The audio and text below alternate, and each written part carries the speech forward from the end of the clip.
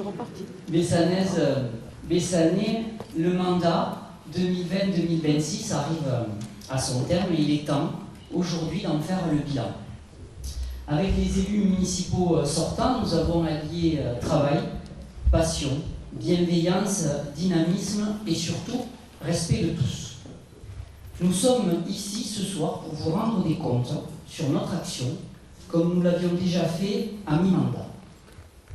Lorsqu'on porte un regard sur les réalisations de notre équipe, et même si rien n'est parfait, les faits parlent d'eux-mêmes. Nous avons fait ce que nous avions dit, et plus encore. Nous l'avons fait pour vous et avec vous, souvent dans des circonstances compliquées, comme au tout début du mandat marqué par la crise sanitaire. Nous avons relevé le défi de rendre Bessan plus beau, plus sûr et plus moderne en améliorant la qualité de vie. En 2020, nous avions proposé 8 thèmes d'une dizaine d'engagements pour chacun d'entre eux. Nous allons donc ce soir, très simplement, vous présenter ce bilan, thème par thème, avec à chaque fois la possibilité qui vous sera donnée de nous poser des questions. Je vous diffuserai, voyez, sur chaque engagement, nous aurons à poser une petite vignette de ce qui a été réalisé, de ce qui est en cours, c'est-à-dire que des choses sont engagées et vont arriver à être finalisées, et puis ce qui n'a pas été réalisé ou un projet qui a évolué.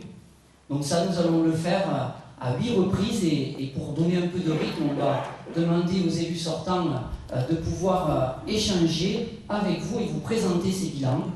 Nous allons commencer par Bessan s'aménage et se transforme. C'était le premier thème de 2020.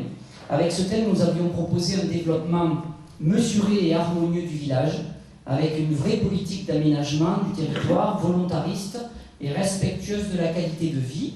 Et j'appelle donc Simone Bujaldon et Christophe Hichet qui vont vous présenter ce bilan.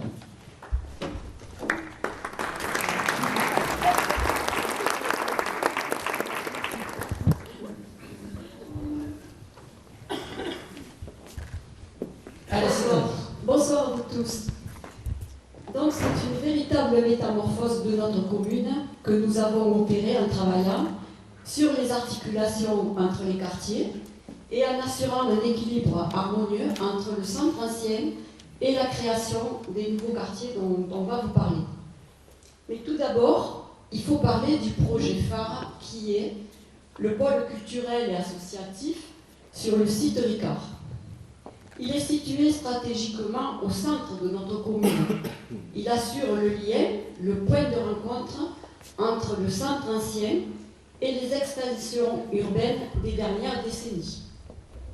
Dans un premier temps, nous avons défini, pendant ce mandat, le plan d'organisation de cet espace, les besoins de la population, la capacité, bien entendu, la capacité financière, sachant que la salle polyvalente est estimée à 4,8 millions d'euros et que l'ensemble du projet, concernant la première tranche donc, du projet, a environ 7,5 millions d'euros.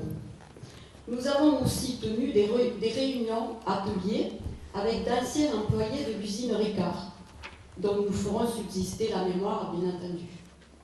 Aujourd'hui, suite à la démolition, je pense que vous l'avez tous constaté, de l'usine, la première phase de construction va démarrer dès le mois de mars de cette année. Ce sera la réalisation de la salle polyvalente avec ses parkings et ses abords. Ce sera, suite à un concours d'architectes, la conception a été confiée au cabinet King Kong. Elle aura, cette salle, une capacité de 600 personnes et sera modulable en fonction des événements à y tenir. Ils seront nombreux et riches de rencontres et de convivialité, j'en suis persuadée. La livraison est prévue pour mi-2027. Donc, au cœur de nos préoccupations, il y a la requalification du centre ancien en appui aux interventions communales sur l'espace public que Christophe va vous présenter. Donc, le mandat a débuté par la finalisation de la première tranche de travaux de rénovation de la place de la mairie, qui a été inaugurée le 10 octobre 2020. Ensuite, la deuxième phase a vu la grande rue entièrement refaite pour une continuité entre la place et les 4 chemins. celle-ci ayant été inaugurée le 5 mai 2024. En termes de réfection de la voirie, un plan pluriannuel a été mis en place, ce qui a permis de refaire certaines rues du centre ancien, comme le boulevard de la Liberté, la rue des Cours ou la rue de l'Opéra, sans oublier les autres quartiers, comme le Puech-Méja ou encore le Tiracoul, pour n'en citer que quelques-unes. De traiter également les entrées de ville, Mont-Blanc, Béziers, par la création de ronds-points. Et concernant la traversée de Bessan pour la RD13, d'ores et déjà, les études qui permettront sa requalification ont été menées.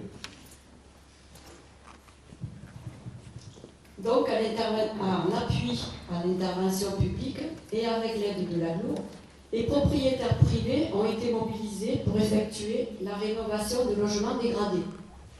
Certains logements dégradés ont été décelés suite aux plaintes de locataires, d'autres grâce au permis de louer. Le permis de louer donc est obligatoire quand on veut mettre en location un logement.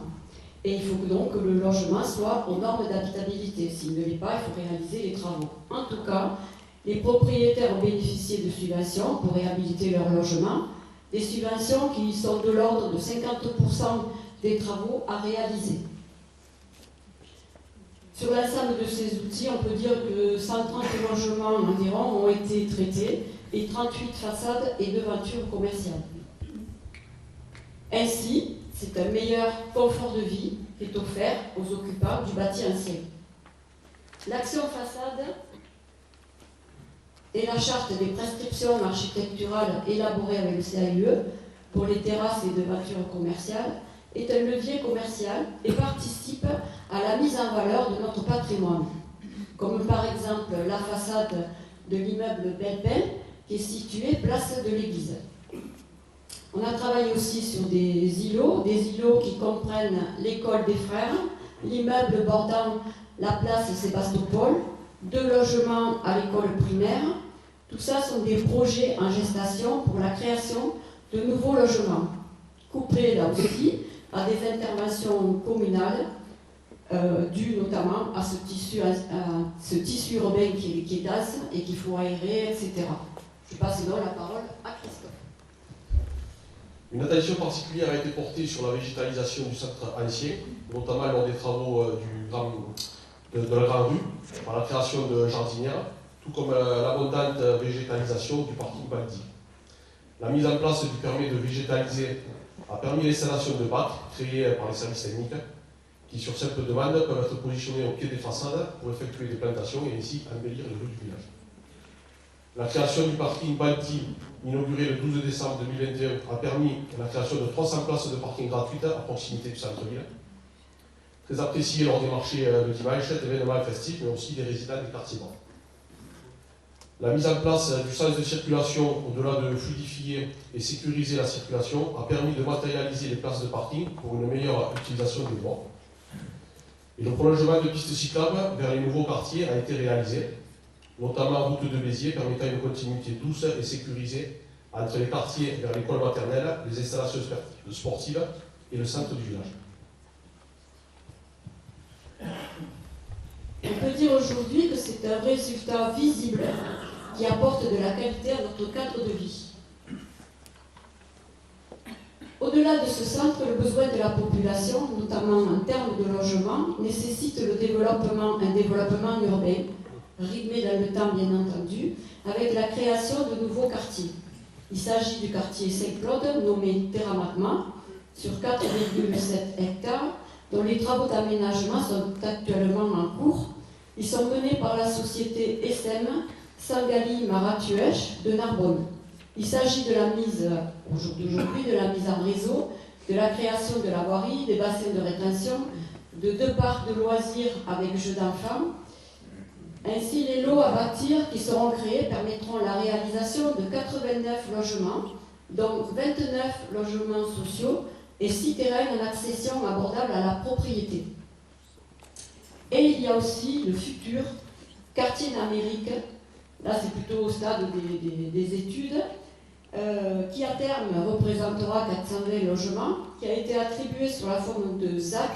Une ZAC, c'est une zone d'aménagement concerté, c'est-à-dire que la réalisation est donc confiée à un aménageur sous contrôle municipal. Donc ça a été confié à la même société SN. Actuellement, elle effectue des études complémentaires, les démarches administratives nécessaires, comme le dossier loi sur l'eau, qu'il faut faire donc valider par l'État. À l'issue, l'aménagement de la première phase, entre 150 et 180 logements, est prévu pour 2028-2029.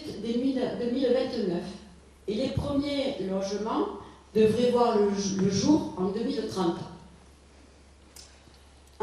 En conclusion de ce thème, nous pouvons dire qu'avec assurance et persévérance, nous avons œuvré à la transformation de notre territoire en l'aménageant. Merci beaucoup.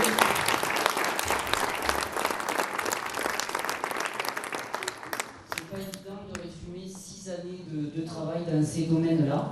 Donc c'était tout ce qui était travaux, et vous le voyez sur le graphique, tout ce qui avait été promis, tous nos engagements, soit sont validés, soit sont en cours. Est-ce que vous avez des questions sur ces domaines-là, l'aménagement du territoire, les travaux? N'hésitez pas, souvent il faut qu'il n'y ait qu'une seule personne qui se laisse aller. Nous sommes aussi là, au-delà de rendre des comptes, à échanger avec vous pour pouvoir avancer pour notre village. Vous pourrez tout à l'heure le faire encore si vous le souhaitez. Pas de questions? Alors j'invite donc maintenant, le deuxième thème, c'était le baissin écologique et durable. Nous avions proposé des actions concrètes et durables afin d'agir pour les générations futures, les réseaux, l'écologie, la prise en compte de la biodiversité et les autres actions intelligentes en matière de développement durable. Joël et Philippe, c'est à eux deux maintenant, ils vont vous en parler. On peut les applaudir. Bonsoir à tous, bienvenue. On va vous parler un petit peu de biodiversité, d'écologie réaliste et de développement durable. On va commencer par le point numéro 1 qui était la création de voies douces. Alors ce qu'on peut dire, c'est que les travaux qui ont été réalisés à route de Mont-Blanc et avenue de Béziers ont permis justement de rallonger les pistes cyclables existantes. Grâce à l'action de la communauté d'agglomération Hérault-Méditerranée, plusieurs sites communaux ont été équipés de racks à vélo pour accrocher vos vélos. Collège Victor Hugo, base de loisirs de la Guinguette, école élémentaire Victor Hugo, stade municipal, Francis Caselta ou le complexe culturel Jules Ferry. Par ailleurs, dans le contexte du schéma intercommunal des modes actifs de déplacement qui vise à relier Agde à Pézenas, un premier tronçon de piste cyclable, la Méridienne, reliant l'écluse ronde d'Agde à la base de loisirs de la Guinguette, a été ouvert en juin 2023. Comme mon collègue en a parlé tout à l'heure, les projets de ZAC Saint-Claude et d'Amérique qui ont été validés prévoient l'extension du réseau communal de pistes cyclables. Pour Saint-Claude, c'est la connexion du quartier Terra-Magma à la piste cyclable existante route de Mont-Blanc. Pour le quartier d'Amérique, entre autres, la création d'une piste cyclable chemin de la Ringa jusqu'au rond-point Paul Ricard, une piste cyclable connectée à celle de la route de Mont-Blanc et une piste cyclable RD13 pour relier le centre-ville à la Capucière. Concernant le projet attendu de voie verte sur la voie ferrée. Alors, une étude d'opportunité a été lancée par la communauté d'agglomération Hérault-Méditerranée, privilégiant la création d'une voie verte d'Agde à Paulhan. Toutefois, dans le cadre des travaux de la nouvelle ligne LGV, Montpellier-Perpignan, qui démarrera en 2029, une base de travaux est prévue sur Saint-Tibéry. Deux solutions d'accès sont étudiées, soit par voie ferroviaire, de se faire l'ouverture de la ligne ferroviaire via Sbessa, ou par polo. Si c'est par voie ferrée, la question est posée de pouvoir récupérer la voie ferrée à l'issue des travaux à la fin du tronçon LGV Montpellier-Béziers pour pouvoir réaliser notre voie verte. Le projet de liaison piétonne verte ou boucle verte entre la maison de retraite, les peupliers, le quai Marius, Guinguette et Centre-Ville a fait l'objet d'études approfondies. Dès la réalisation du tronçon de piste cyclable qui doit relier Bessin et Saint-Tibéry, dont les travaux viennent de commencer, le projet sera relancé. Pour ce qui concerne le service de l'eau et de l'assainissement, à régie intercommunale, la compétence ayant été transférée à l'agglo, ça n'a rien changé sur le mode de gestion, puisqu'il est resté à régie intercommunale avec un service qui peut être constaté de qualité aussi bien en facturation qu'au plan technique. Mettre en place et généraliser l'utilisation de produits naturels pour l'entretien des locaux municipaux. On a essayé, on y a réfléchi, mais c'est compliqué quand on travaille de composer des produits avec du savon noir. Donc on a pris une autre orientation qui est la politique d'achat durable, éco-labellisée, aussi bien au niveau des fournitures administratives que des produits d'entretien. Donc notre démarche est amplifiée Depuis le début du mandat, en plus, avec les obligations liées à la loi climat et résilience, on y est en plein. Développer une restauration collective de qualité avec des produits bio et circuits courts. Proposer une alimentation saine de qualité, éthique et durable pour les enfants fréquentant les restaurants scolaires de la commune, en privilégiant les circuits courts est une priorité. La commune de Bessard a poursuivi son engagement sur 4 axes fondamentaux, 30% de bio, 23% de produits labellisés, 100% de viande française et produits frais locaux de saison. Par ailleurs, un gaspillage trop important à l'issue des services de restauration scolaire avait été constaté. Suite à ce bilan, des actions ont été mises en place afin de faire face à cette problématique. Différents acteurs ont été mobilisés afin de limiter le gaspillage dès l'étape de la préparation des repas et jusqu'au service en salle. La démarche qui a connu un réel succès ne s'est pas essoufflée. Je passe la parole à Joël pour la suite. Oui, bonsoir. Je vais continuer de dérouler donc, le chapitre sur s'engager dans une démarche pour le développement durable et la transition écologique dans les écoles. Donc, la commune a mené une action active d'éducation auprès des élèves pour les sensibiliser aux enjeux du changement climatique, de la biodiversité, de l'eau, de l'énergie et des déchets. La biodiversité occupe une place centrale dans les actions dédiées à la faune et aux pollinisateurs. Présentation des espèces locales d'oiseaux, construction et installation de nichoirs et d'hôtels à insectes, ateliers de traces d'animaux, plantation de haies dans le cadre du programme Sensibilis Haies, et des animations pédagogiques sur le rôle des abeilles et distribution de graines mellifères. Fin 2024, ces engagements ont valu à la commune l'obtention à 3 reprises du label Apicité avec la distinction 3 abeilles, démarche exemplaire. Ceci avec le concours de Mathieu Martinez, conseiller municipal délégué à la biodiversité. Par ailleurs, une démarche de réduction de l'empreinte écologique est mise en œuvre dans les écoles. Utilisation de fournitures écolabellisées, recyclage des cartouches d'imprimante et la sensibilisation des classes au tri du papier. Enfin, la performance énergétique des bâtiments scolaires a été améliorée à travers la transformation du groupe scolaire Victor Hugo. Cette rénovation de l'ancienne école maternelle intègre une isolation renforcée avec un éclairage performant ainsi que la modernisation du système de chauffage et de climatisation. On a aussi, dans le cadre d'organiser des opérations de nettoyage participatif plus fréquents, tout en luttant plus efficacement contre les décharges sauvages. La commune a mis en place une veille environnementale renforcée pour lutter contre les dépôts sauvages.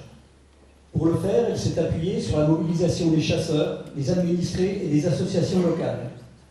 Et dans cette dynamique, la commune a innové en déployant des caméras mobiles, dites caméras chasseurs, pour surveiller les sites sensibles et renforcer les actions de contrôle. Les dépôts sont ainsi signalés rapidement, recensés, analysés afin d'identifier et de verbaliser les auteurs. Puis ensuite, ils sont éliminés grâce aux moyens humains et techniques des services municipaux.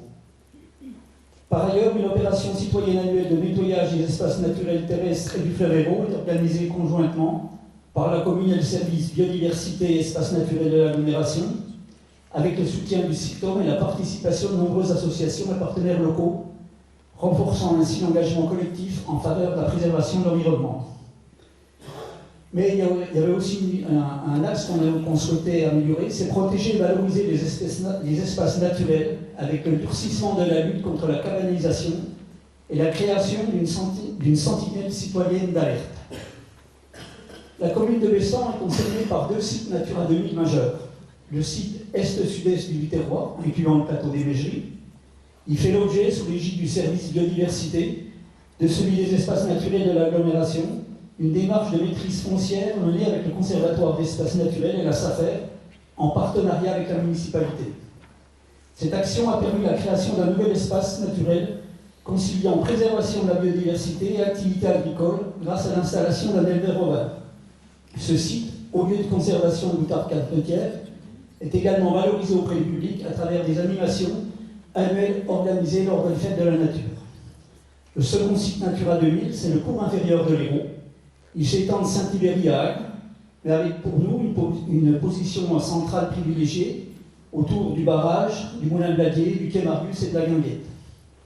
Pareil, un travail partenarial avec l'agglomération a permis de développer des actions de valorisation du patrimoine naturel et culturel, notamment par l'organisation d'une balade estivale annuelle en canoë sur le fleuve Hérault, en lien avec la base nautique mettant en lumière la ripisylve, la flore des berges, les espèces piscicoles protégées et le moulin de Bladier. Donc, par ailleurs, la commune mène une lutte active contre la cabanisation avec le concours de Christophe Fichet, conseiller municipal délégué aux espaces naturels. Elle repose sur le recensement des situations irrégulières avec la mise en œuvre de procédures administratives et judiciaires et des opérations conjointes avec les services de l'État, de la gendarmerie et d'EDF. Bessan est également commune pilote pour le déploiement du logiciel Lucas. C'est un outil numérique facilitant la gestion des dossiers et la préparation des procédures judiciaires. Elle travaille aussi en collaboration avec les services de l'État au développement d'un autre outil qui s'appelle Aigle, qui est un logiciel de reconnaissance des objets par l'intelligence artificielle pour une meilleure surveillance par les photos aériennes. Une veille active sur les ventes des terres agricoles, souvent à des prix très élevés, en collaboration à la SAFER, a permis d'empêcher des installations sauvages, en proposant ces biens à des agriculteurs, en révisant les prix au niveau des tarifs agricoles, ou bien en préemptant par la commune. La municipalité conduit aussi une politique volontariste de végétalisation et de protection du patrimoine arboré. Elle a adhéré au programme 8000 arbres, ce sont des arbres qui étaient donnés par le département. Elle a initié des démarches participatives, comme Ma rue en fleurs, avec Annie Laguna, conseillère municipale déléguée au cadre de vie citoyen. Elle a aussi poursuivi les actions d'entretien et de sauvegarde du patrimoine arboré de Bessan, tout en assurant la sécurité du public par quelques abattages. Enfin, l'équipe municipale a participé et conforté de nombreuses animations environnementales à destination des scolaires et du grand public, comme dernièrement en date la collaboration avec la ville de Bessan lors de l'abattage du platane de la promenade. Je laisse Philippe pour filmer. Alors, les énergies alternatives, les économies d'énergie, parlons-en. Les projets photovoltaïques se sont concrétisés sur la commune de Bessan. L'Ambria, parking du collège qui est visible partout, qui protège tout le monde quand il pleut ou il fait du vent. Le bâtiment sportif avec toiture photovoltaïque au stade de Casalta. Donc ça, c'est des choses concrètes. Le marché pour les Ambria à l'espace Bali a été attribué en 2024, si je mémoire, pour une réalisation en 2027. Le central photovoltaïque d'autoconsommation collective à destination des bâtiments communaux va voir le jour sur la toiture de la salle polyvalente à l'espace Ricard. De nouvelles bornes de recharge de véhicules électriques vont être installées prochainement et le passage progressif à la LED, il se fait, il a été engagé, il se fait pour je termine d'ici 2 ans. La section de l'éclairage public est effective depuis 2023, elle permet de conjuguer économie d'énergie et respect de la biodiversité. La rénovation thermique des bâtiments, on en a déjà parlé, je ne m'entendrai pas trop, simplement le centre social qui s'est transformé en centre socio-culturel, a vu un nouvel éclairage, un nouveau mode de chauffage plus confortable, et nous avons organisé avec certains fournisseurs d'énergie des réunions publiques sur la transition énergétique et le photovoltaïque et les économies d'énergie. Chose importante, les micro-coupures. Le réseau électrique a été sécurisé avec l'enfouissement de la ligne moyenne tension de 7 km qui alimente la commune de Bessan depuis le poste source de Vias. Et depuis, on se porte mieux. Soutenir la production de produits bio et des modes de distribution en circuit court. La commune de Bessan a poursuivi son engagement dans ce domaine au sein de sa restauration collective, aussi au sein de son EHPAD, au sein de son restaurant scolaire, afin de garantir une alimentation de qualité, et nous sommes très exigeants sur le choix des produits qui sont essentiellement d'origine française, voire locale ou de saison. Tous les repas sont cuisinés sur place, dans la cuisine centrale de la résidence. Les menus sont prioritairement composés de produits d'origine française, certifiés par un label de qualité. Marché paysan, nous avons tenté d'en créer un en résonance bio en continuité du marché dominical. Toutefois, l'expérience n'a pas été pérennisée, faute de producteurs certifiés bio en nombre suffisant. Néanmoins, notre beau marché dominical, qui est connu et reconnu, est fréquenté par des producteurs locaux pratiquant une agriculture raisonnée. Merci à vous deux. En 7 minutes, nous avons donné 6 années d'écologie. C'était pas simple. On va continuer avec la sécurité. Nous avions donné des engagements sur un thème qui était Bessan sûr et attrayante, et c'est David et Pierre qui vont venir vous les présenter. Et vous voyez que sur ce sujet-là aussi, tous nos engagements sont soit réalisés, soit en cours. David, par ici, s'il te plaît, sinon tu vas être devant. Allez-y. Bonsoir à tous. Donc avec David, on va vous parler de tout ce qui est sécurité et salubrité publique. Le point le plus marquant a été la caserne de pompiers. Juillet 2024 a été marqué par une étape importante pour notre commune avec l'inauguration de la nouvelle caserne de sapeurs-pompiers. Il s'agit du tout premier bâtiment durable de ce type en Occitanie. Un projet à la fois ambitieux et exemplaire. Cette caserne est placée sous le commandement du capitaine Christophe Fougat. Le centre compte aujourd'hui 53 sapeurs-pompiers, avec des effectifs en constante évolution pour répondre toujours au mieux aux besoins du territoire. Grâce au travail et à l'implication du capitaine et de ses équipes, la caserne dispose désormais de 10 véhicules opérationnels. Ce projet n'aurait pas pu voir le jour sans un partenariat étroit et efficace entre la commune, l'agglomération et le département. Les caméras de vidéoprotection. Un axe fort de notre action a concerné le renforcement et la rationalisation du système de vidéoprotection.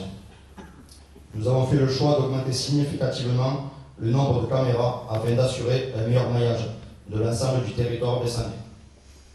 Des dispositions spécifiques ont également été installées aux entrées et sorties de la commune, permettant la lecture des plaques d'immatriculation, un outil aujourd'hui essentiel pour la prévention et l'élucidation des faits. Au début du mandat, la commune disposait de 9 caméras. Aujourd'hui, nous en comptons 18. Et 20 caméras supplémentaires sont d'ores et déjà prévues à court terme. Parallèlement, le matériel informatique du Centre de supervision urbain, le CSU, a été modernisé, garantissant un visionnage optimal et une exploitation efficace des images. Ce travail a porté ses fruits. De nombreuses affaires ont pu être élucidées en lien étroit avec le gendarmerie nationale. Enfin, cette montée en puissance a été rendue possible grâce au soutien de l'État, avec l'obtention de 21 778 € d'aide permettant la mise en place et l'évolution de ce dispositif essentiel pour la sécurité de tous. La lutte contre les incivilités. Grâce au déploiement du système de vidéoprotection, nous avons également renforcé notre action contre les incivilités du quotidien. En lien étroit avec la police municipale et grâce au travail de Christophe Fichet, des dispositions complémentaires, notamment des caméras mobiles de type caméra de chasse, ont été installées sur des sites stratégiques et sensibles. Ce dispositif a permis d'identifier les auteurs. Ce dispositif a permis d'identifier les auteurs de dépôts sauvages, d'abandon de déchets et de déjection canine. Des mesures fermes ont alors été prises avec un objectif clair: responsabiliser les contrevenants et mettre fin à ces comportements qui nuisent au cadre de vie des habitants de la commune. Pour finir, les amplitudes horaires de la police municipale et la propreté des espaces publics. De nouvelles amplitudes horaires ont été mises en place pour la police municipale, afin d'adapter sa présence aux besoins réels de la population. Cette évolution s'est accompagnée du recrutement de nouveaux agents, ainsi que de l'acquisition de moyens et de matériel, tant individuel que collectif. Ces renforcements ont permis d'assurer une présence physique plus importante sur le terrain, mais également la mise en place de dispositifs d'astreinte, améliorant ainsi la réactivité du service. Malgré une gestion des effectifs parfois rendue complexe, notamment en raison d'arrêts maladie de longue durée. Ce point restera à améliorer sur les prochaines années et de nouvelles actions sont déjà en discussion. La police municipale est désormais davantage présente lors d'événements de la vie communale, festivités, cérémonies et fêtes locales, avec, lorsque cela est nécessaire, le renforcement d'agents de sécurité complémentaires afin de garantir le bon déroulement de ces manifestations. Parallèlement, l'intervention des services de l'agglomération se fait toujours plus présente avec des moyens adaptés, venant renforcer efficacement l'action communale. Cette organisation renforcée a permis de maintenir un haut niveau de propreté urbaine et de veiller au respect de la salubrité et des espaces publics, dans l'intérêt et de l'ensemble de nos concitoyens et des habitants de la commune. David. Bonsoir. Merci d'être venus aussi nombreux. Donc, lors de notre mandat, nous avions prévu dans notre programme certains points dont je vais vous faire un exposé rapide. Concernant la collecte des déchets, nous avons fait le choix, avec le site d'Ac de Pézenas, de mettre dans le centre du village des points d'apport volontaires communs pour dégager les rues des containers jaunes et verts, qui pour certaines habitations exiguës étaient un souci majeur, mais aussi le passage du camion dans le centre du village.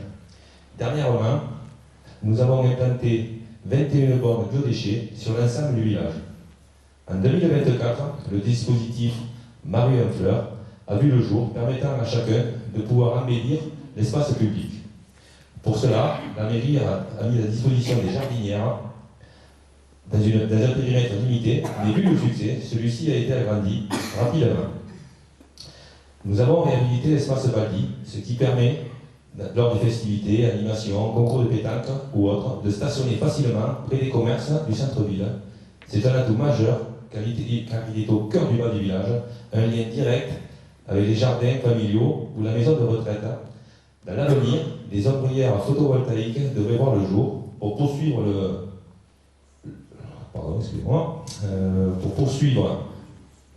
j'y suis pas. C'est pas grave, ça fait un moment de Poursuivre, je vous parlerai d'un dossier que notre maire honoraire, M. Ralouis, je pensais qu'il serait là, mais ben non, il n'est pas là. Je suis désolé. Et il s'est occupé de ce dossier, il avait porté, c'est la protection du bas du village des inondations. Pour cela, une digue de protection rapprochée, portée par la communauté d'agglomération Hérault-Méditerranée, avec le soutien de la ville de Bessin, va enfin prendre forme. Les travaux, après tant d'études, vont débuter en 2027. Ce sera sûrement très utile, car ces derniers mois, l'Hérault est sorti 2 fois de son lit. Enfin, une fête de la nature intitulée « Les friches sont riches » a été organisée en collaboration avec l'Office du tourisme Cap-d'Agde Méditerranée, la Fédération départementale des chasseurs, ainsi que Natura 2000. Cette marche, au départ du centre social, pour rejoindre et découvrir les meigeries ou différentes espèces de la faune agricole, rencontrer les éleveurs bovins, cette visite guidée du plateau entre Vias et Bessin, un véritable spot pour la conservation de notre biodiversité. Merci à vous deux. On parle de construction de casernes, mais on peut parler de bac à fleurs dans les rues et gérer une commune, c'est véritablement passer par tous ces sujets. On va passer à l'économie. L'économie, les atouts économiques de Bessin, les actions dynamiques, le commerce, la viticulture, l'agriculture, et c'est Eric et Dorothée qui vont nous en parler. Vous pouvez les accueillir.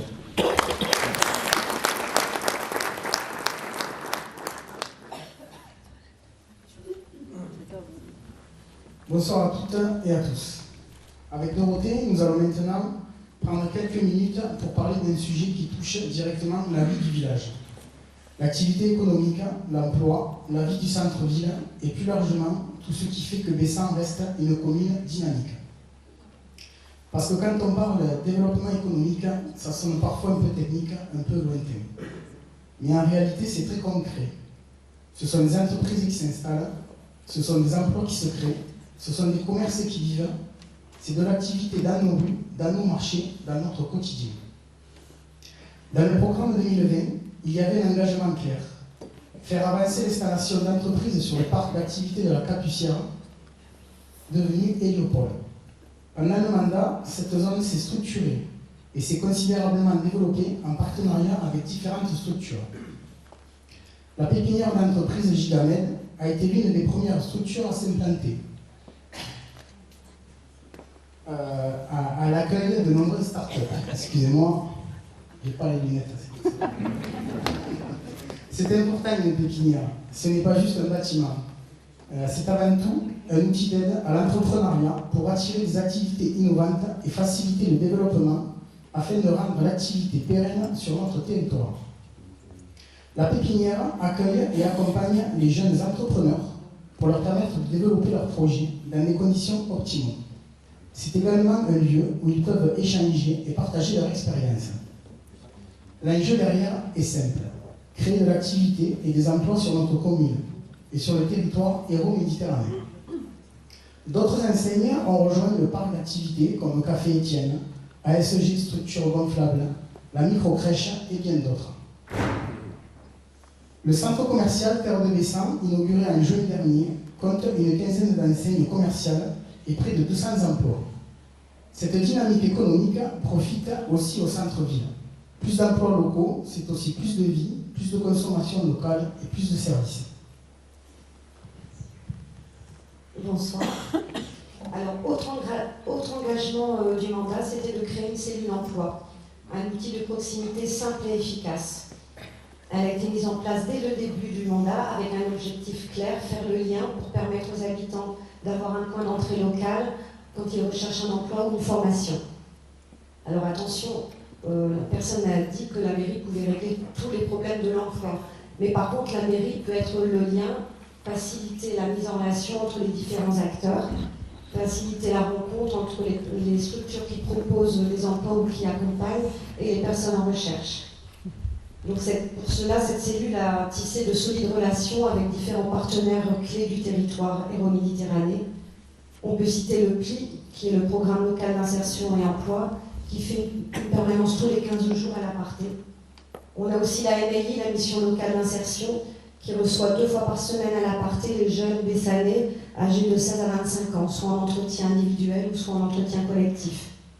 Cette proximité facilite leur accompagnement. Actuellement, on a 114 jeunes suivis, 35 se sont inscrits en 2025. En 2025, il y a eu 42 contrats de travail signés. Des réunions trimestrielles sont organisées avec la municipalité pour faire le point sur les différents projets et les axes d'intervention. On a aussi la Maison du Travail Saisonnier, la MTS, qui assure les permanences en mairie dès le mois d'avril pour permettre aux demandeurs d'emploi d'avoir un accès aux offres locales d'emploi saisonnier. Et tout ça, c'est du concret. Moins de distance, plus de proximité et plus de solutions. Je vais repasser la parole à Eric pour parler des chemins ruraux. Merci Dorothée. Autre engagement important, très attendu, la réflexion progressive des chemins ruraux. Tout le monde ici le sait, les chemins, ce n'est pas un détail. Ce sont les accès aux parcelles, aux exploitations, aux zones agricoles, aux promenades. Et parfois, c'est aussi un sujet de sécurité. Pendant le mandat, ce travail a été mené de façon progressive, avec une logique pluriannuelle. Les secteurs ont été repris les uns après les autres. Pour vous donner quelques exemples, il y a eu le chemin de la Grange du Bosque, le chemin de la Croix de Pavie ou encore le chemin de la Turque. Il y a même eu une démarche assez innovante qui a été remarquée dans la presse, l'utilisation de coquilles et d'huîtres concassées pour innover certains tronçons. On peut trouver ça étonnant au départ, mais l'idée est sérieuse. Un matériau naturel, durable et intéressant économiquement. Ce mandat, il a été aussi ça. Faire mieux et parfois autrement, au lieu de refaire toujours comme avant. Autre sujet important, la vitalité du centre-ville. Un village, ce n'est pas uniquement des chantiers et des équipements. Un village, c'est une ambiance, une dynamique, des habitudes. Dans notre programme 2020, il y avait l'engagement à maintenir le marché du mardi sur la place de la Fontaine et de soutenir les marchés comme moteur de la vie locale. Cet engagement, il est tenu. Nous avons même développé de nouveaux marchés comme les Floralies, rendez-vous désormais incontournable de la fin du mois de mars. Développer et soutenir des marchés, ce n'est pas anecdotique. La presse locale a d'ailleurs largement relayé le dynamisme des marchés à Bessan, le mardi et le dimanche, avec une variété d'offres et une fréquentation importante. Les jours de marché, c'est se croiser, discuter, faire vivre le centre. Et quand le centre est vivant, tout le monde y gagne, les habitants, les commerçants et l'image du village. Enfin, il y a un chantier emblématique de ce mandat, les travaux menés dans la Grande Rue. Un projet de réhabilitation et d'aménagement de cette artère centrale pour améliorer le cadre de vie, l'accessibilité, la sécurité, les déplacements et la circulation au cœur du village. Ces travaux ont été conduits par phase pour maintenir autant que possible la vie du centre et l'accès au commerce avec une organisation progressive du chantier. Et aujourd'hui, cette grande rue rénovée et végétalisée redonne de l'allure au centre-ville, apporte plus de fraîcheur et participe pleinement à la dynamique et à l'attractivité de Bessan. Je te passe la parole. Merci. Alors, Bessan, c'est une identité. Son terroir, sa viticulture, son agriculture. Le programme parlait de soutien à la cave coopérative à l'installation de jeunes agriculteurs. Sur ce mandat, la ligne a été respectée. En 2024, nous avons accompagné l'installation d'un éleveur au vin dont l'activité pastorale permet le maintien des milieux ouverts, particulièrement favorables à l'outarde et à d'autres espèces de la faune de plaine agricole. Nous avons également permis, grâce à la surveillance des terrains agricoles, la libération d'une parcelle cabanisée au profit d'un jeune maraîcher. Récemment, nous avons aidé un maraîcher bio, éleveur de poules, à finaliser son projet qui a été officiellement accepté le 20 janvier dernier. Concernant la cave coopérative, nous avons approuvé récemment au conseil municipal la cession d'un terrain de l'espace Ricard afin de lui permettre de s'étendre et de poursuivre son développement. Enfin, l'organisation de manifestations telles qu'Inventio participe à la promotion de notre terroir, en mettant en avant à la fois notre patrimoine architectural et nos produits locaux, tels que les produits du Mont-Ramu, de la cave de Bessan et bien d'autres encore, que je ne pourrais pas citer parce qu'on est pris par le temps. Je laisse la conclusion à Eric. Merci Dorothée. L'avenir de Bessan, ce n'est pas de devenir une commune comme les autres, c'est d'avancer sans perdre ce qui fait notre force. Pour conclure sur ce volet Bessan entreprenante et innovante, le bilan est clair. Une dynamique économique renforcée autour du parc d'activité Héliopole, une cellule emploi réellement utile et de proximité, des chemins ruraux entretenus avec régularité, avec même des solutions innovantes, une attention réelle portée au centre-ville, à ses marchés, à sa vie, et enfin un soutien sans faille à la viticulture, à l'agriculture et aux produits courts. Je vous remercie de votre attention.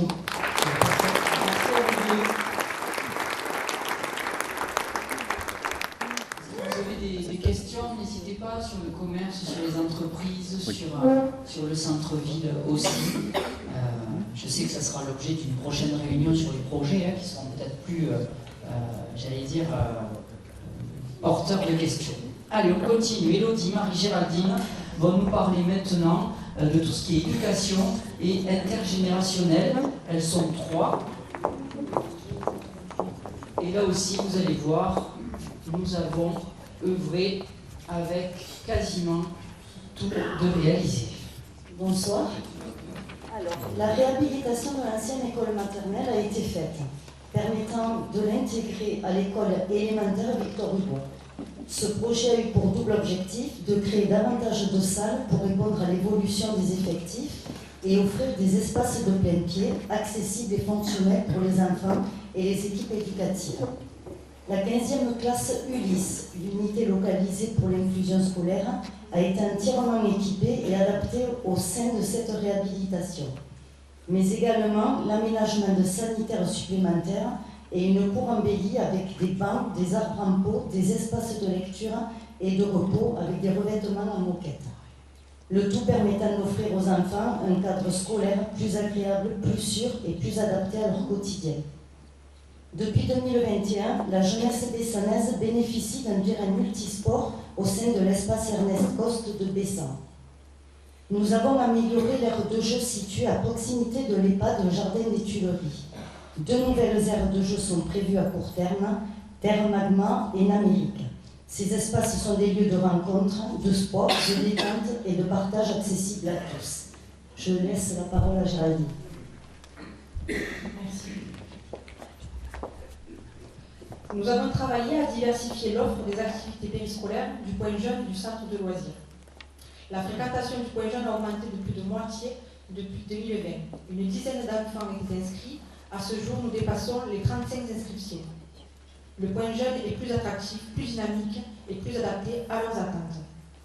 Le service jeunesse a été repensé et des offres diversifiées et améliorées sont désormais proposées aux familles et aux enfants, telles que l'augmentation de capacité d'accueil à la cantine, la modification des horaires au centre de loisirs et au périscolaire, les nouvelles activités, séjours avec nuitées avec certains thèmes, des déplacements plus fréquents, des intervenants extérieurs et un travail en profondeur avec la partie.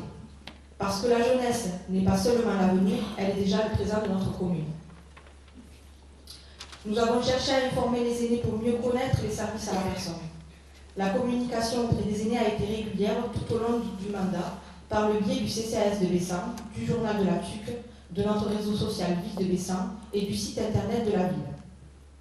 Concernant notre objectif d'organiser un salon pour les jeunes, pour les études, emploi saisonnier, sport, même si un salon dédié aux jeunes n'a pas été concrètement mis en place au cours de ce mandat, la municipalité a soutenu individuellement l'entrée en vie active de la jeunesse bessanaise et accueille désormais au sein du centre socio-culturel L'Aparté une permanence pour contribuer à trouver un emploi saisonnier.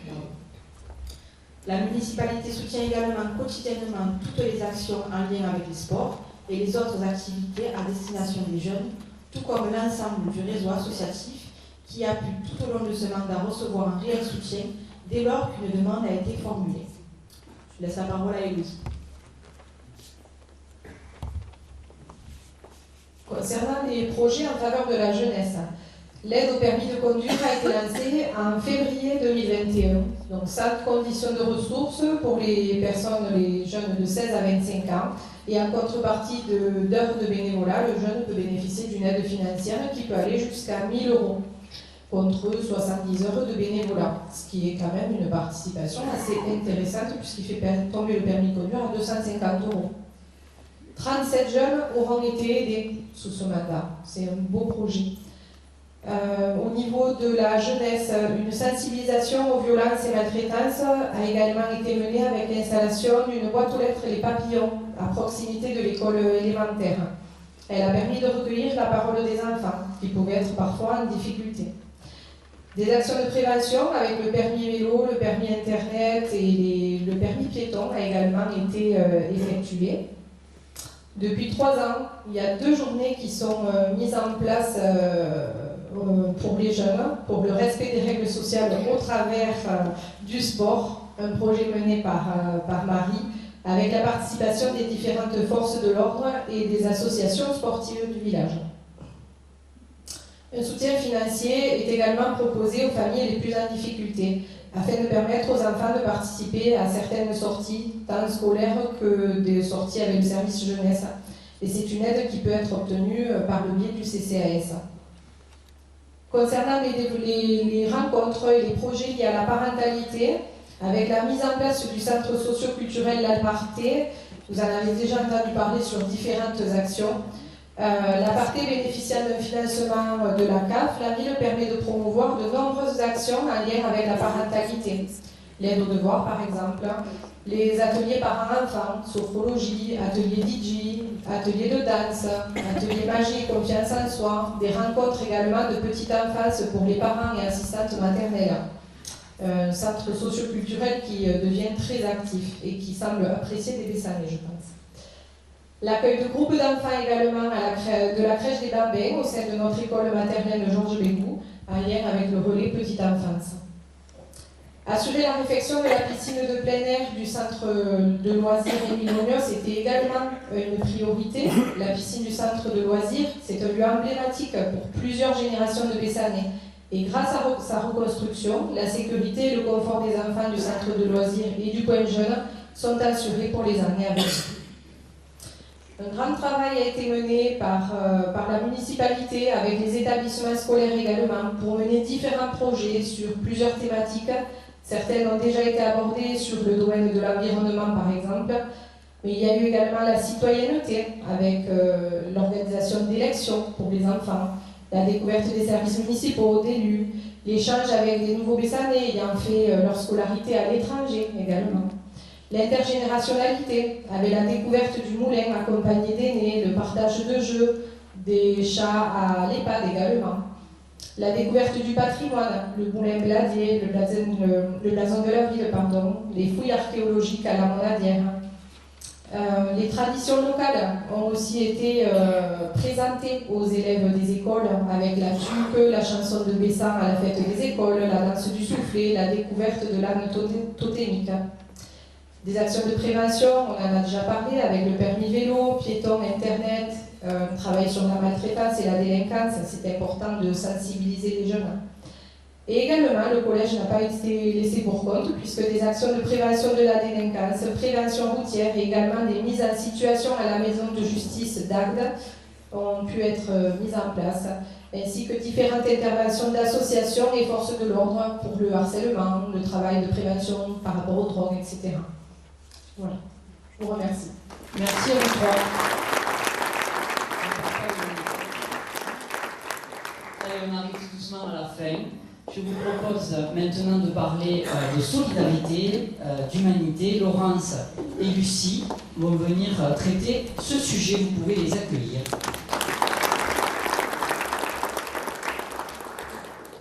Bonsoir à tous. Alors pour le thème Bessan humaine et solidaire. Durant ce mandat, un espace informatique a été créé à l'Alparté. Une conseillère numérique est là pour accompagner les administrés dans leurs différentes démarches administratives, les former et les guider afin de mieux utiliser les outils numériques. L'aide peut être pour déclarer ses impôts, ouvrir un compte internet sur le site de l'assurance maladie, s'actualiser sur France Travail, faire les démarches en ligne à la caisse d'allocation familiale et bien d'autres choses encore. Pour lutter contre l'isolement social des personnes âgées ou handicapées, nous avons adhéré et signé la charte Mona Lisa 34, qui est une mobilisation nationale pour lutter à l'isolement de ces personnes âgées. Une équipe citoyenne avec des bénévoles formés sont là pour rendre visite à ces personnes à leur domicile, organiser des rencontres en groupe et même des sorties. Un autre engagement de ce mandat, le futur pôle de santé et de services à l'entrée de Bessan est pratiquement terminé. Un lieu pour renforcer l'accès aux soins de proximité. Nous avons reçu plusieurs professionnels de santé et paramédicaux qui sont venus chercher des renseignements sur ce pôle médical.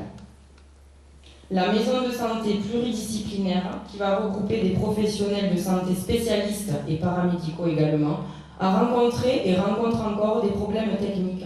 Mais le projet avance, le terrassement a déjà été fait. À ce jour, la date prévue pour l'ouverture sera en début d'année 2027. Concernant le logement communal d'urgence, nous y travaillons toujours. Il y a de grosses difficultés à créer ce logement avec beaucoup de contraintes de l'État. Mais nous étudions toujours la possibilité de créer ce logement temporaire pour lutter contre les problèmes de violence intrafamiliale. Je laisse la parole à Laurence pour la suite. Merci Lucie. Bonsoir chers Bessanais. Pour participer et inciter à l'économie circulaire et solidaire, nous nous sommes dotés de verres en verre pour une grande partie de nos réceptions, telles que les vœux à la population. Nous avons ici, pour éviter justement des verres en carton, nous organisons l'aparté des ateliers pour limiter la consommation de l'électricité dans nos logements. Et ce n'est bien sûr que quelques exemples. Et le thème Bessan, écologie et durable nous ont donné d'autres exemples. La proposition d'une aide financière aux jeunes pour financer le permis de conduire, on vous en a parlé, a été bien mis en place. Il a été réalisé toutes les années et pour 8 jeunes par an. Le travail avec notre CPTS, Agde Littoral, Communauté professionnelle territoriale de santé, a permis de réaliser des réunions et des ateliers sur la santé et surtout sur la prévention, très importante. Diabète, facilité de dépister certains cancers, l'hypertension, l'insuffisance cardiaque, la bonne alimentation pour tous. En juillet 2024, l'ouverture de notre centre socio-culturel, un lieu cher pour moi, je dirais même que c'est un petit peu mon bébé. Toutes les personnes en ont parlé, sur tous les items, donc on se rend compte qu'il y a du social, de la culture partout, et ça me fait chaud au cœur. Je vous dirais que je pourrais vous en parler pendant une demi-heure, mais sachant que je passe pratiquement, on est les dernières, je vais pas aller plus loin, je vois et que vous avez faim et soif, donc je vais écourter mes propos. Mais bien sûr, je pourrais vous en parler à la fin, répondre à toutes vos questions sur l'aparté, avec je vois beaucoup de monde qui l'utilise, et eux-mêmes pourront vous en parler encore mieux que moi. Donc, je reprends. Voilà, l'ouverture de ce centre socio-culturel a permis de renforcer le lien avec les habitants, les associations, et à lutter contre l'isolement social. Une équipe dynamique est en place sous la direction de Pauline Fabre, avec beaucoup de bénévoles là-bas. Ils sont au nombre de 25, c'est énorme pour un centre socio-culturel. Pas mal d'adhérents, beaucoup d'adhérents, ça me fait vraiment plaisir et chaud au cœur. Ils proposent des animations pour les jeunes et les moins jeunes, en passant par des activités dans le domaine de la santé, de la culture, de l'éducation au sport. Ce centre socio-culturel complète l'attractivité de notre village. Pendant ce mandat, nous avons continué à rendre accessibles aussi les bâtiments municipaux, tels que la rénovation et l'accès de nouvelles classes à l'école élémentaire Victor Hugo. Voilà, merci. Merci Olivier. Vous avez vu, on aurait pu se contenter d'un petit film en vous disant on a fait une école, une caserne de pompiers, un centre socio-culturel, mais comme la proximité est importante pour nous, on a voulu vous détailler aussi toutes ces actions. avant-dernier thème, et puis c'est terminé. J'ai la culture, le tourisme et les sports. J'appelle Émilie et Ronnie. Émilie Féliu et Ronnie Les Pâtures.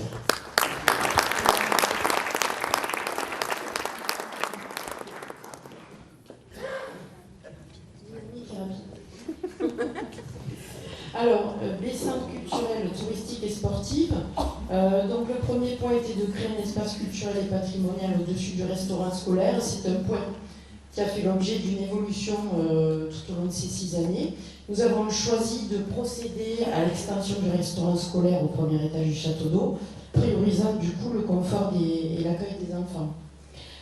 Le projet de création de l'espace patrimonial n'a pas été mis de côté, cependant, il a connu des évolutions, il prendra forme dans le prochain mandat, dans des lieux que nous avons potentiellement identifiés dans le centre ancien. En parallèle, nous avons mis en évidence le besoin de créer une médiathèque qui verra le jour dans la seconde phase de l'aménagement du site Ricard. Bonsoir. Donc Bessan est une ville de tradition, je vous apprends bien en disant cette phrase. Néanmoins, ça fait toujours plaisir de le rappeler. On le voit par exemple avec la danse du soufflé, le soir du 14 juillet, ou encore la fête de la Saint-Laurent.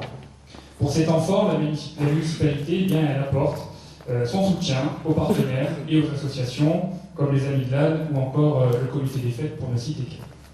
Elle accompagne aussi très concrètement l'organisation de la fête, lors de sorties par exemple de notre âne totémique le jour de la fête, mais également lors de sorties extérieures dans des villes voisines. C'est aussi dans ce cadre-là qu'un soutien a été apporté à la création d'une peña afin d'accompagner l'âne dans ses danses. Ce travail de collaboration mené sur la durée entre la commune et les différents partenaires, qu'ils soient associatifs ou économiques, a été récompensé en 2025 par l'attribution du label Plus belle fête de France. Engager un projet cohérent pour la mise en valeur du moulin de Ladier. Alors, de nombreuses visites guidées ont été organisées sur site, à la fois pour le grand public, pour le public scolaire. La visite du moulin est même incluse dans une balade en canoë dont on a parlé précédemment. Mais le moulin, c'est aussi un dossier complexe de son sauvetage qui a pu être mené à son terme, puisque les travaux de cristallisation et de mise en sécurité se déroulent en ce moment même sur le site. Il y a quelques semaines, qui va durer quelques semaines avec l'appui d'un architecte du patrimoine et l'accompagnement de la DRAC. Émilie est perturbée parce qu'ils auraient dû démarrer en décembre, mais l'Hérault nous a bloqués. Donc oui, c'est pour ça que deux fois. Ensuite, le point suivant, c'est la poursuite de la restauration et de la mise en valeur du patrimoine.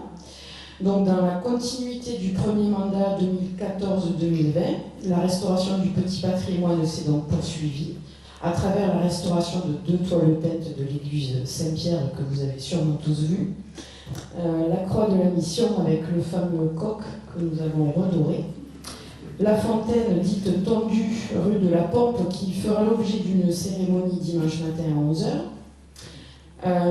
La municipalité a également soutenu tout au long du mandat, a soutenu activement l'association du patrimoine La Guilde de Bessan, à travers les travaux menés notamment sur la chapelle Saint-Laurent de Touroul, par l'organisation des journées du patrimoine et des visites guidées du village.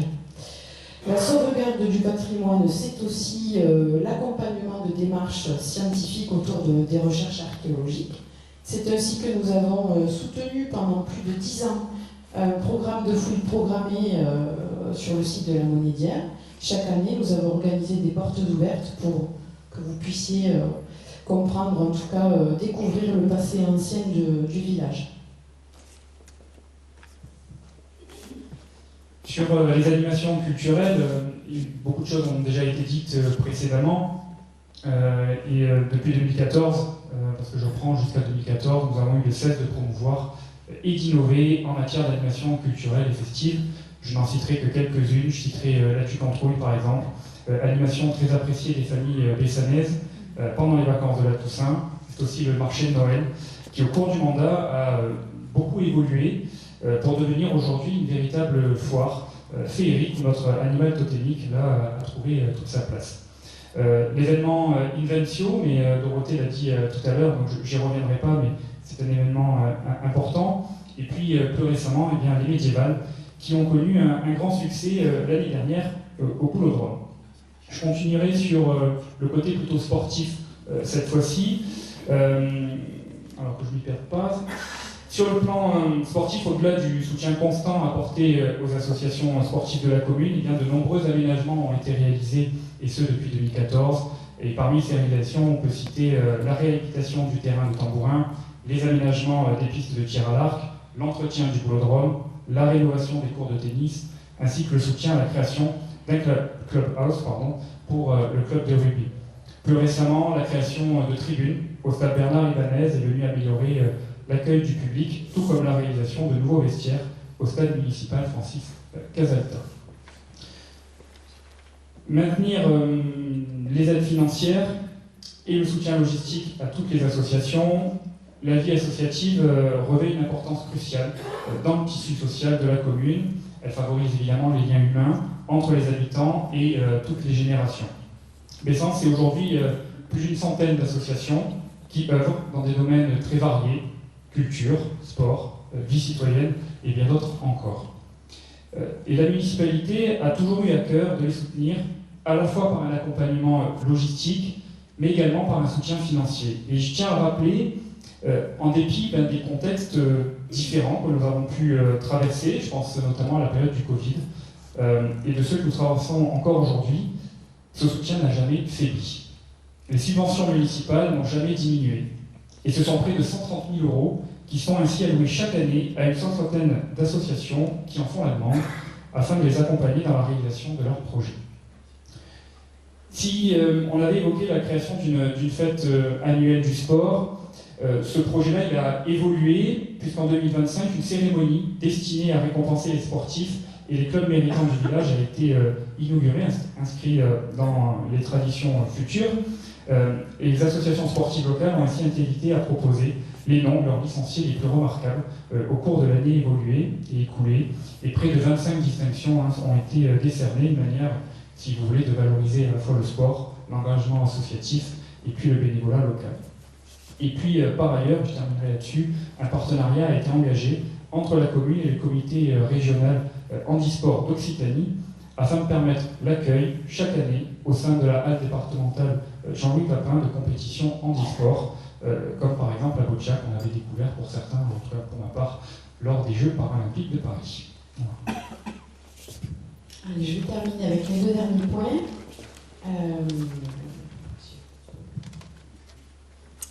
Alors, favoriser l'accessibilité à l'art et à la culture à travers les expositions et les animations.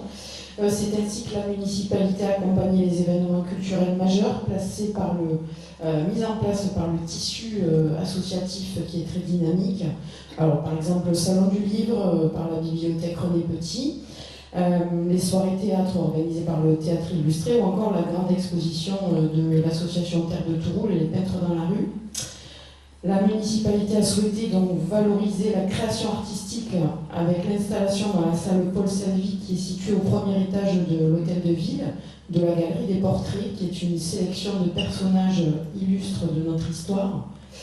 Mais aussi de programmer en ces lieux une programmation annuelle de 10 expositions appelées les vernissards qui permettent de découvrir les travaux et les univers artistiques de personnalités locales ou régionales. Et pour terminer, donc on amplifie l'activité touristique et nautique de la base de loisirs La Guinguette. On s'y attelait aussi. On a œuvré afin de permettre une exploitation optimale des installations en créant des aménagements pratiques et en valorisant les espaces, notamment avec la réalisation d'une fresque, la mise à disposition d'une friche attenante et avec également l'agrandissement des pontons. Nous avons affiné le cahier des charges exigeant permettant la valorisation des produits locaux et nous avons accentué la dimension accessible et conviviale au niveau du restaurant. Nous avons favorisé une exploitation élargie et plus pérenne du site de la Guinguette par les exploitants afin de renforcer l'attractivité des lieux à la fois pour les touristes comme pour les locaux.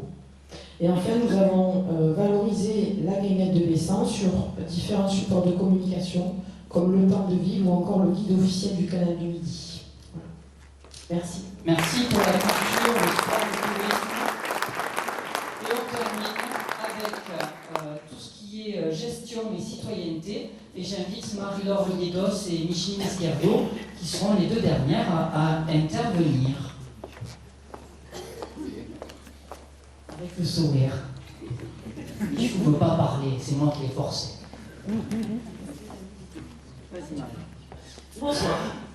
Lorsque ce mandat a débuté, nous ne pensions pas avoir à traverser une crise sanitaire d'une telle ampleur. Le Covid a bouleversé nos habitudes, fragilisé nos liens sociaux, isolé certaines personnes. Tout naturellement, nous avons souhaité être à l'écoute, créer des espaces de dialogue, faire en sorte que chaque habitant trouve sa place dans la vie de la commune, tenter de retisser des liens entre les habitants et redonner envie de participer à la vie collective.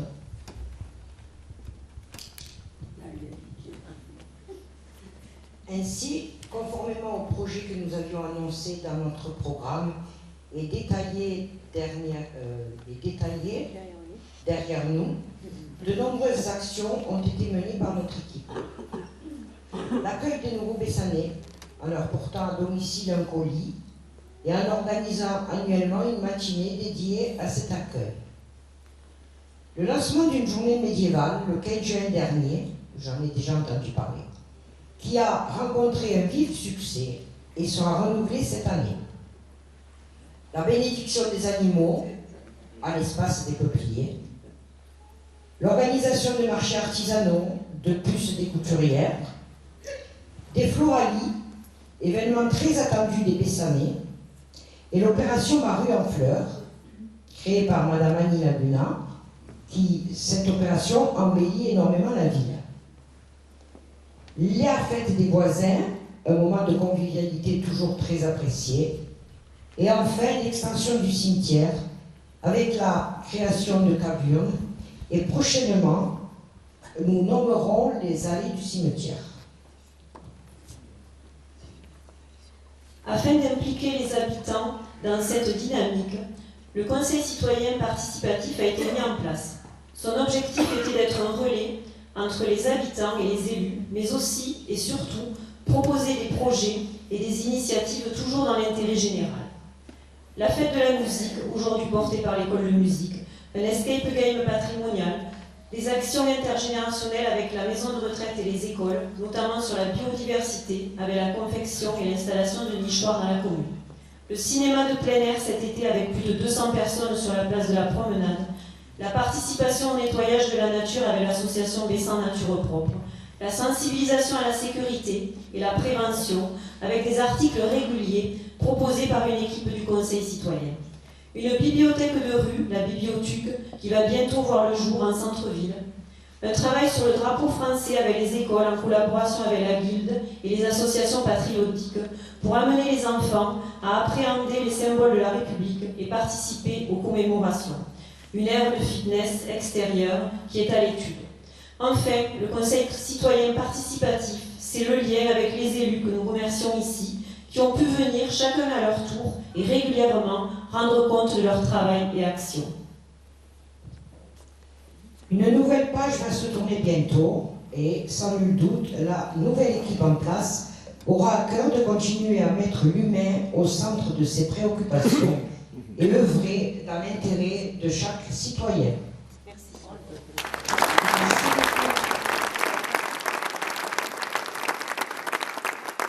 On a pris 45-50 minutes pour essayer de vous présenter, et nous n'avons pas pu tout vous présenter, vous présenter au moins ce qui avait été pris comme engagement en 2020.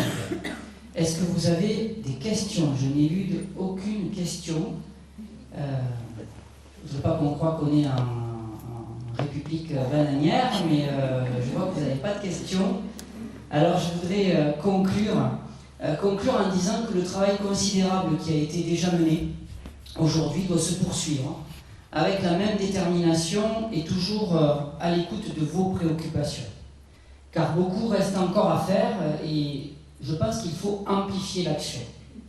Cette mission à votre service, elle est désintéressée, elle est libre de toute contrainte partisane et nous souhaitons la remplir à nouveau avec vous. La campagne débute, elle se poursuivra en février avec la présentation d'une nouvelle équipe. Et ensuite, en mars, avec les projets, notez déjà ces 2 rendez-vous, le 27 février et le 13 mars prochain. Les projets, et vous l'avez vu dans la façon dont on vous a présenté les choses aujourd'hui, nous ne sommes pas là pour vous présenter des choses qui ne sont pas réalisables. On les veut réalisables et surtout finançables. Certains, peut-être, nous diront que l'on ne fait pas rêver. C'est vrai, peut-être. Mais je crois vraiment que le temps n'est vraiment pas au rêve aujourd'hui, mais à la réalité économique et sociale. Dans un contexte international et national très instable, j'ai ouvert la télé aujourd'hui et j'ai vu qu'il y avait peut-être une guerre entre les États-Unis et l'Iran. Alors on ne veut pas vous faire rêver, on veut vous faire du concret. Notre principal objectif est de continuer à faire de Bessan un village pour tous, où il fait bon vivre, en le modernisant tout en conservant son identité. Pour cela, nous avons besoin de vous pour y parvenir. En effet, nous comptons pleinement sur vous, car apparemment, il n'y a qu'une seule liste qui se présenterait, la nôtre. Nous avons l'audace de nous présenter devant vos suffrages. Alors, c'est comme en 2020, quelques-uns me disent, mais pourquoi donc voter puisqu'il n'y a qu'une seule équipe en lice? Eh bien, je vous réponds avant tout que voter est un droit, mais c'est aussi également un devoir citoyen. Ensuite, voter pour notre équipe Continuons ensemble pour Bessan, c'est affirmer votre satisfaction sur notre bilan tel qu'il vous a été présenté aujourd'hui. Voter Continuons ensemble pour Bessan, c'est témoigner du sérieux et de la compétence que nous mettons en œuvre pour notre village. Votre adhésion est importante à nos yeux et il en va de la vitalité de la démocratie locale. Alors je tiens aujourd'hui à remercier tous les élus du conseil municipal qui sont quasiment tous présents aujourd'hui. Et il y en a qui repartiront, il y en a qui ne se représentent pas, mais tous ont œuvré avec efficacité et j'aimerais qu'on puisse aujourd'hui les féliciter.